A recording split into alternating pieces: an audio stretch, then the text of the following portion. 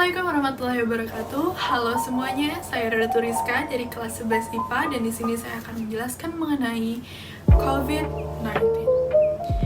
Dunia kita sekarang sedang dihebohkan oleh kehadiran sebuah virus, yaitu Novel Coronavirus atau NCOV, atau sebagian orang menyebutnya dengan Coronavirus Disease 2019 atau COVID-19, yang mana di Indonesia sendiri lebih dikenal dengan nama COVID-19.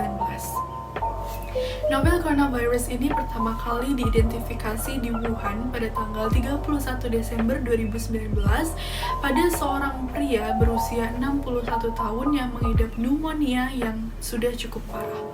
Tapi sayangnya pada 9 Januari 2020 pria ini dinyatakan meninggal dunia karena kegagalan pada sistem pernafasan, gagal ginjal, dan juga kegagalan pada organ-organ tubuh lainnya.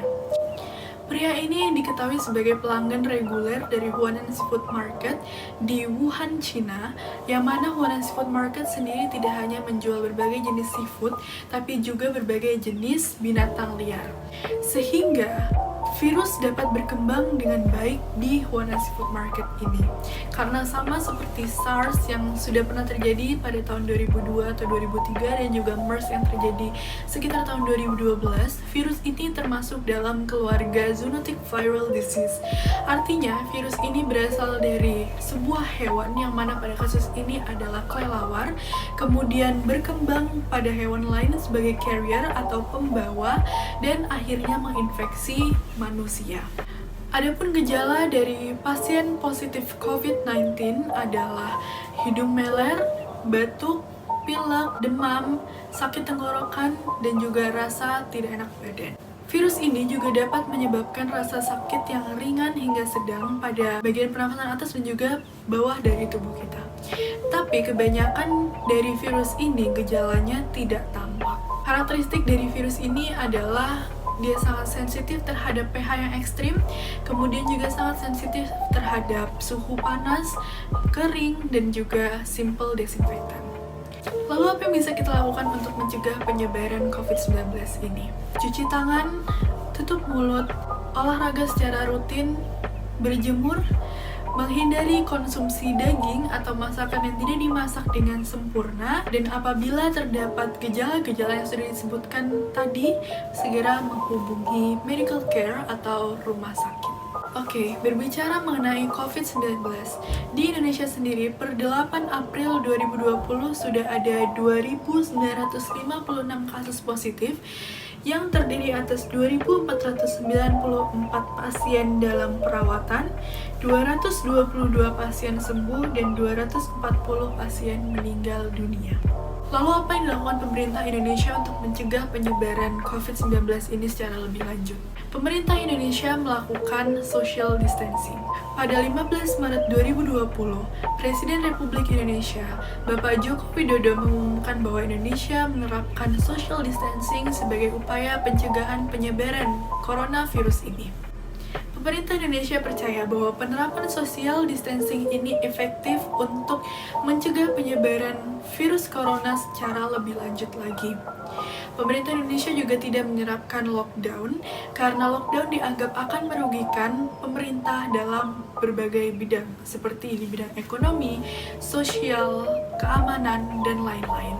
Namun, pada 30 Maret 2020, Menteri Luar Negeri Indonesia Retno Marsudi mengumumkan bahwa Indonesia melarang masuknya imigran asing ke Indonesia sebagai upaya dalam mencegah penyebaran coronavirus ini secara lebih lanjut.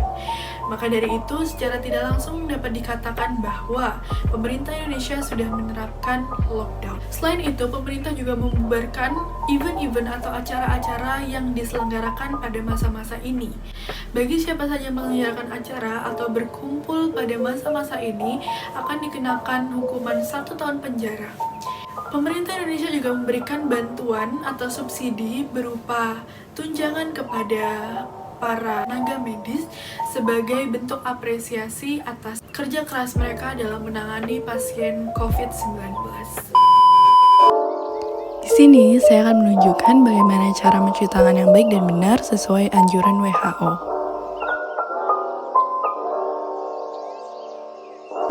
Basahi tangan dengan air mengalir.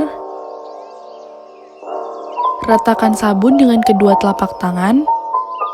Gosok punggung dan sela-sela jari tangan kiri dengan tangan kanan dan sebaliknya. Punggung jari tangan kanan digosokkan pada telapak tangan kiri dengan gerakan memunci. Ibu jari tangan kiri digosok berputar dalam genggaman tangan kanan dan sebaliknya.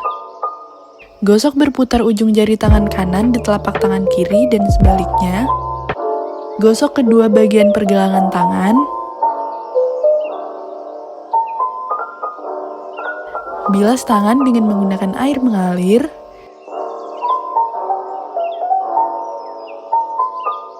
Keringkan tangan dengan menggunakan tisu atau handuk. Tutup keran menggunakan tisu atau handuk.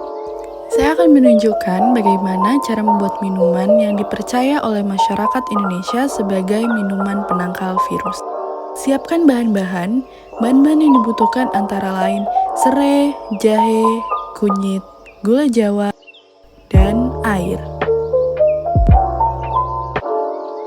Tuangkan air ke dalam panci. Nyalakan api. Masukkan gula jawa ke dalam panci yang berisi air. Tunggu hingga air mendidih dan gula jawa larut. Masukkan serai, jahe, kunyit,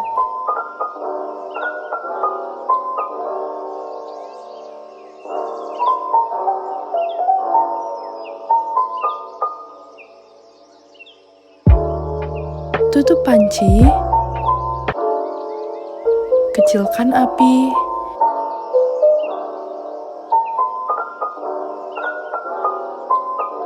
Setelah jumlah air berkurang, matikan api,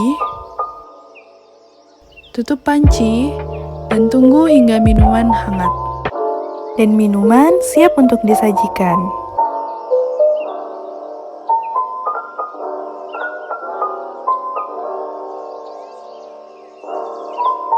Jangan lupa juga untuk meminum vitamin atau suplemen setiap hari untuk menjaga imun tubuh agar tetap sehat.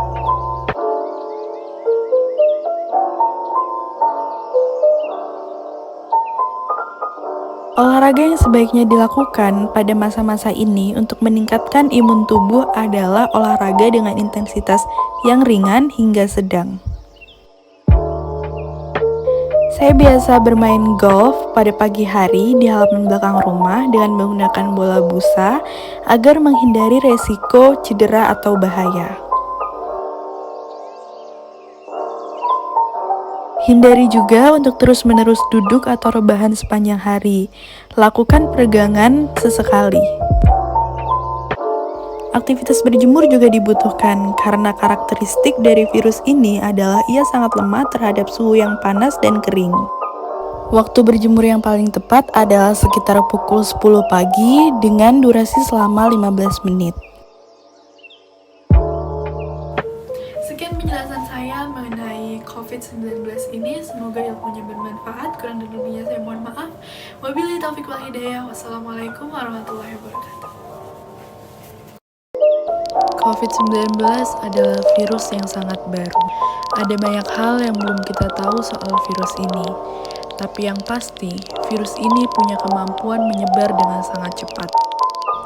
Dan orang yang terinfeksi walaupun tanpa gejala bisa menularkan ke siapa saja. Jadi harus bagaimana?